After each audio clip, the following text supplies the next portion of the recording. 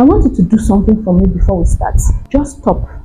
Put down whatever you are doing right now and notice. Notice your body. Is there tension in your body, in your jaw, your chest, your shoulder, the space between your eyebrows? Do you feel any tension? Are there thoughts running at the background of your mind? It may not be loud, but it's there. Like windows, like tabs in a browser that you forgot to close. Are you thinking of relationship, children's school runs, money, the chores that you have to make, even conversations you had 3 days ago that you keep replaying in your mind, an interview you are preparing for, a meeting? Just want you to notice your body right now. Take a moment and notice. If any of that is familiar, and I suspect for somebody watching it is, then today's episode is for you. So today we are going to be talking about anxiety. Now, anxiety is one of those topics that is very common, but most people don't know. So we're going to be talking about anxiety, not the textbook version, not the white people version, but the Nigerian version that we experience as Black, the version that is in our body, but we don't know what it is. Sometimes we call it different names. So today we are going to be describing what anxiety looks like, what it feels like, and we have a lot to unpack. So welcome back to Let's Just Talk podcast. If you've missed the first episode, then do well to go and check it out.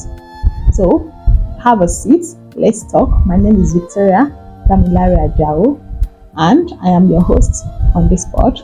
So today we're getting very specific, and that's why I chose anxiety deliberately, because in my honest opinion, I think anxiety is one of the most mislabelled mental health experience, most misunderstood mental health experience, and also most widespread. So today we are going to be talking about what anxiety is actually, why most of us don't know that we have it, what it feels like in the body, how it shows up in our own cultural context, and what we can do about it. I have time to discuss because I love yabbing. So get comfortable because we have a lot to talk about. So actually, what is anxiety? Let's start from there. Because I think most of the confusion, why people don't know that they have it, is because they have a narrow picture of what they think anxiety looks like. Most people think when we're talking about anxiety, it's when somebody is hyperventilating, very dramatic, maybe fainting, shaking, like very visible signs. And because of this, they don't think they have it. Now, don't get me wrong, that is a type of anxiety. That's panic attack, and it's not everybody with anxiety that gets to experience that, because that's on the extreme end. That's Oga of them all. But now, what is anxiety? To me, anxiety at its core is your body and your brain alarm system responding to perceived threats. Now, I deliberately use the word perceived threats because not all what your body interprets as threats is actually threats. Your brain sometimes cannot really tell the difference between a dog or a lion chasing you and you maybe expecting a text back from somebody. Let's say you message your coach and you're expecting a response, or from your boss. You got a difficult email from your boss and your body is reacting in the same way that it will react if a lion is chasing you, because your brain interprets both of them as you are in danger. You get what I'm saying now? So that's anxiety. So both perceived stress, or perceived traits rather, and real traits, both of them flood your body with the same stress hormones, which is cortisol and adrenaline. Now, this is what activates fight or flight response. Wait, so before we even go on, I'm not sure if you are comfortable with all this psychological jargon, because I personally want this podcast to be as comfortable and as simple as it should be.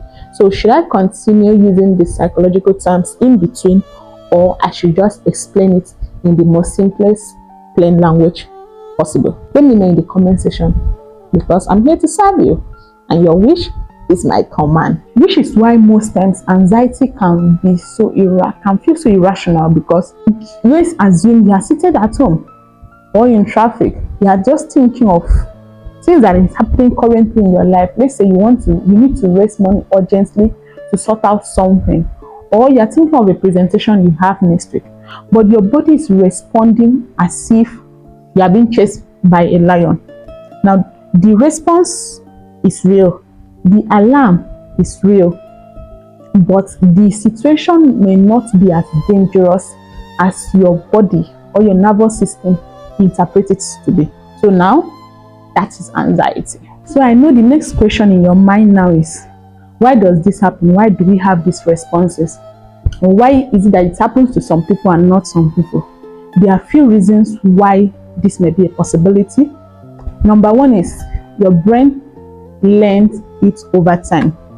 Now let's assume you grow up in an environment that there's a lot or always a lot of unpredictable events. As you are coming back from school, you don't know the mood you will meet your parents. You don't even know if you need food at home, or you have to wait till mommy and daddy comes back from work in the evening before you eat something. Let's say you grow up in an environment like close to university environment. You know, all those cultists that are always fighting, like fight can just start anyway, or in a face me I slap you environment that somebody can just start problem. Who stole my water? Who carried this? So your body, your brain have learned to always be at high alert to protect you, to keep you safe, so that in case situation happen, fight or flight, japa, run, defend yourself. Now, at that level, it was useful, but now you are mature, you have grown, you are no longer in that environment. God's so kind. Now maybe you have financial freedom, that you are in a much better place in life, but your body still responds or reacts the way it used to, because it has learned to respond like that over time. So that's another possibility. Number two reason why you can have these responses, and this is one of those reasons that when we say it, people don't believe it. It can be inherited. Don't look at me that way. There's possibility for you to inherit anxious response from your parents, just like the way you inherit height, eye color, and all of that. Now, if you grow up seeing your mom always worried about everything, she will not rest until everything is sorted out, and you now you are grown and you start seeing some of those patterns in yourself, it may not be coincidence, it may be inherited nervous system response, meaning you inherited that trait from your parents. So now we are going to be talking about how anxiety shows up in our body, or the symptoms, but we're going to be talking about it in different categories: the symptoms in our mind, the symptoms in our body, and the symptoms in our response, or how it shows up in our behavior. So for the mind now, as I'm listening to this, I want you to be honest with yourself and ask yourself, okay, which of these do I experience? Which of these looks like what I have or what I experience sometimes? Number one is that in your mind now, you have racing thoughts. Now, I'm not just talking about you thinking, but the kind of thought that is like, is on high speed. You can't slow it down. It's like your brain is thinking about 10, 20 things at once. Your mind is just overworking. It's working on high speed. That's a symptom.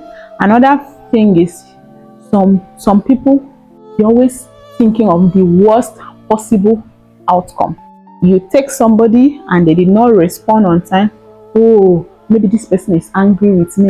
Oh, you start thinking, did I do anything wrong? The last time we spoke, was he angry? Well, how was his body language? You overthink everything. Like, you always jump into conclusion, the worst case scenario. You try to call a friend, maybe the person did not pick on the second call. I hope this person is not kidnapped. Oh, hope this person is safe. You get the gist now. And for some people, it's overplaying conversation. You are repeating conversation in your head. Conversation that happened 3 days ago. You are busy editing it. The thing I said, how did the person take it? I hope he did not see me as being rude. Did they understand my point? Oh, I should have said this. I should have said it that way. You are editing it. You are repeating it in your head. That is another symptom. And the most popular one is overthinking. You find yourself overthinking everything. To you, it sounds like, oh, I'm deep, I'm analytical. Baby girl, you're not. Not a personality trait. They are symptoms. Sometimes we proud ourselves in it. Hey, I'm a deep thinker, I'm an overthinker. The difference between an overthinker and somebody that is critical is a critical thinker is thinking of how to get a solution to a problem. But you as an overthinker, you think over a situation until you start doubting yourself, you start second guessing yourself. And that's when you need people to give you reassurance every time. Oh, you've got this. Oh, yeah, you look good. I was not angry with you. That's one of the symptoms. It is not something, it's not a strength. Another thing is it comes off in form of worrying, like you're always worried. You're worried about tomorrow, you're worried about yesterday, you're worried about everything. Even in the Bible, when scripture talks about Job, they say that Job was busy sacrificing for his children. And at some point he said, what I feared the most is catch up with me. Meaning he was anxious of what will happen when the situation has already not happened. So worrying makes you not live in the now. It makes you live in the future because you're constantly worrying about what could go wrong. Oh, what if? Then in your body, it comes off as tight chest, like you're having tight chest. It's not heart attack now. It's like something is sitting on your chest, like you're borrowing breath to breathe, like you're running out of breath. It comes as fatigue. You slept overnight. Sometimes you are not able to sleep early, which is another symptom. Inability to sleep. You lie down, your mind is processing a lot of things. You are planning of tomorrow, this and that and that. But now you slept, you wake up, you are still exhausted because your nervous system was working overtime. It's stuck on overdrive. So that's 3 symptoms in your body. You have fatigue, you have headaches, like you have constant headaches, sometimes at the back of your skull, sometimes in front here, and you just have headaches. Now, in 2024, I had anxiety attack. Even as a psychologist, I think then I was doing my master's. So when I first started having some of those symptoms, I was like, I just did a quick scan of my reality, like, am I going through stress or nothing? I'm like, nah, I'm okay. So I went to the hospital, I explained my symptoms, tell the doctors that I'm having tight chest, difficulty breathing. Like then it was serious. I had issues breathing. If it happens like this, like I said, it's perceived trait. So it's not like you are going through something initially, but your brain interprets it like you are going through a lot. So they did different tests for me. They did X-ray. It was in the process that I was diagnosed of an ulcer. But when she ran all the tests, she said she could not find, the doctor said she could not find why I was having difficulty breathing. She prescribed some medication. She even prescribed this asthma medication. That's to tell you that it was serious. I could not breathe. Some of those medications are here. So when she said that, I have to now look in as a psychologist that, oh, this could be anxiety. So I had to look for psychological help. But now those are the physical symptoms. It comes off as headache, fatigue, difficulty breathing. Even sometimes you have stomach problems, stomach ache. Like you before any stressful situation, you feel like, oh, I want to go to the toilet. Like your body is reacting to it, and some it's hypertension, high blood pressure. Because when you're having anxiety episode, like I said earlier, your brain releases stress hormones, which is cortisol and adrenaline, and this stress hormone puts your body on fight or flight. You get? So one of those things that consistent release of those hormones hike your blood pressure. So the hike now comes off as hypertension, and you are busy treating hypertension, which is the physical symptom, but the main underlying issue is the anxiety. So that's another physical symptoms. Then for the behavioral symptoms now, avoidance. This is like a serious one. We avoid situation. For people that have specific phobias, you avoid going out, you avoid making that call, you avoid talking to that person, you avoid anything that you are anxious about. After the avoidance, another symptoms is difficulty sleeping, like I mentioned earlier. You lie down, you have issue sleeping, like the sleep will not come. Sometimes before the sleep will come around 3 a.m. And if you are somebody that wakes up early, by 5, 6, you're already up again. So you see that your nervous system is overworking. You don't have time to rest. Another behavioral symptoms for ladies is consistent seeking reassurance. Oh yeah, you look good, you did well, but you're second guessing yourself. Are you sure? Are you sure you're not angry with me? Are you sure I did not get on your neck? You even start apologizing for what you did not do wrong. And for guys, sometimes it comes as irritability. You are just, that energy must go to somebody else. You project it on somebody. You're just easily provoked. Just you are lashing out on people around you. It could be sign of anxiety. So these are the symptoms to look out for. And if any of these symptoms I mentioned resonate with you, you feel like, oh, this is me, I find this in me, I find this is me you're talking about, that's a good place for us to start, because now you know it, we can now look for solution. But especially for ladies, most times as ladies, the pressure is much. So there is a type of anxiety that is called performance. Is it high performance anxiety now? You just feel like, oh, this person is doing well, she got it all together. But no, this person is not doing it out of a place of she enjoys what she's doing. She's doing it from a place of, I don't want to fail as a mother, I don't want to fail as a wife, I don't want to fail as a sister. So she's doing everything, even when she's exhausted mentally, she's drained. But she just feel like, I have to keep going, I have to keep going. And when it gets to a point that you can't go anymore, that's why they have breakdown. So I'm not saying you should not be productive as a wife and all, but learn to rest when you need it. Learn to outsource, because there are some things that you can outsource that you don't need to carry all of it together on you alone. So now, what can you do? What are the solutions? Because we've been mentioning the symptoms, what it looks like now. What can you do to help yourself when you have anxiety episode? Number one, I want you to name it. When you tell yourself that this is it, like you're having an anxiety episode, and you tell yourself that no, this is what is going on with me right now. It moves from the emotional part of your brain to the thinking part of your brain. So you're able to tell your brain that I'm not in danger. I'm just having an anxiety episode. I'll be fine.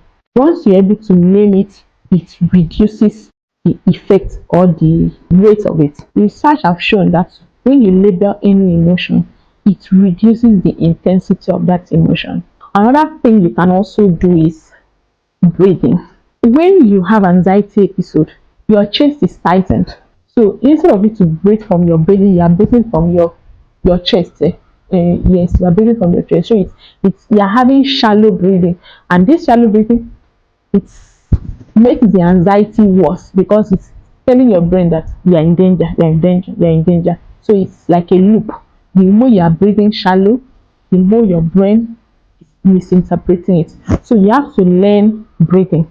Now, when we are talking about breathing, I want you to inhale through your nose. You hold it for like 4 or 5 seconds. Then you exhale through your mouth. So this is called belly breathing. When you are breathing from your belly, it calms you down. Like,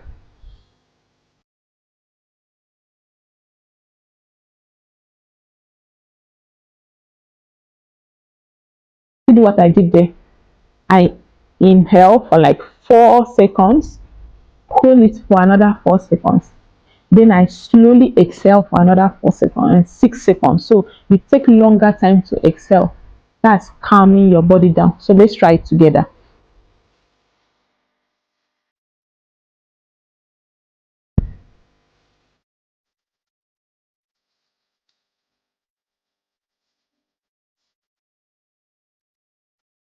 Let me show you how my stomach goes down when I'm exhaling. So once we go, let's inhale.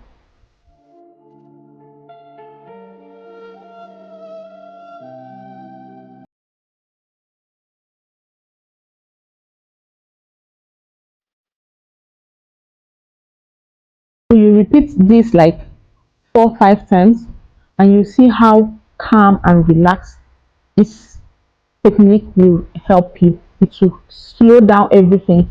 It's giving you control of your emotions again. So another thing you can also do is move your body. This one is very important because when you are having anxiety episode, your body, as your fight or flight, the adrenaline and the cortisol release that was released in your body needs to be released out or channeled into something else. So when you move your body, maybe exercising, jogging, dancing, whatsoever it is, taking a walk, that you need to do that releases, channel that energy into something else. So instead of it to sit with you and give the anxiety, you channel the energy. So when you move your body, it's a great technique to calm you down. So try this, take a walk, dance, whatever it is that you are doing that keeps your body moving is a great help. Something else I would suggest you do is to audit your input. What am I trying to say is audit your life. What are the things you are consuming, especially information wise? Now, what are the information that I'm consuming that is predisposing me to anxiety? It may be the news. Take a look around. Today you open Instagram, you had, oh, they kidnapped bandits enter the school in Oyo State and they carry so number of children.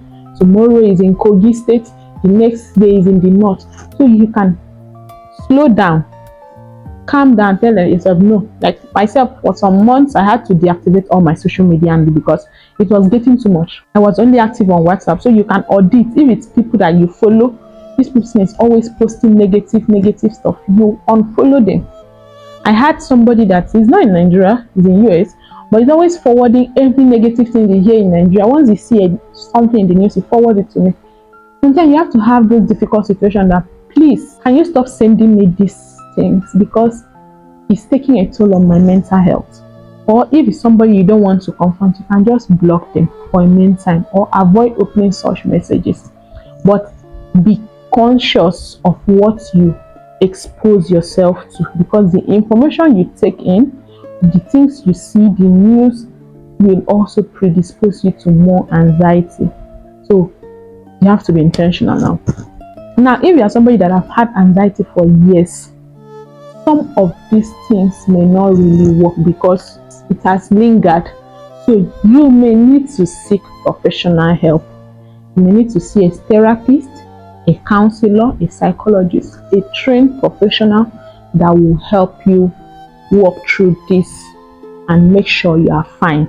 Because this technique I gave, they are like quick fix just to help you pass through it, but you need to address the main issue from the root. So please endeavor to ask for help. Seeking help, professional help, is not weakness, it's strength. You being able to tell yourself that I need somebody to hold my hand and walk me through this phase of my life is strength. There is no shame in seeking help. There's no shame in seeking professional help. Just the way you will seek help if you had physical illness like hypertension I mentioned earlier, you go to the hospital. So go to see a professional too for your mental health concerns. So thank you for sitting down with me and having this conversation till this point. I enjoyed talking to you guys. I enjoyed sharing the things I know with you. Okay, so before we go, I want you to do something for me. Share this episode with somebody, even if it's just one person. That person that came to your mind when you're watching this and you know that the person will find this helpful. Please do well to share, subscribe, like, and leave a comment. Let us know how helpful this episode was and what you are looking forward to us to address on this podcast. Until I come your way again, be kind to yourself, take care of your mind, drink water, go out, exercise, and be nice to people around you too. Bye.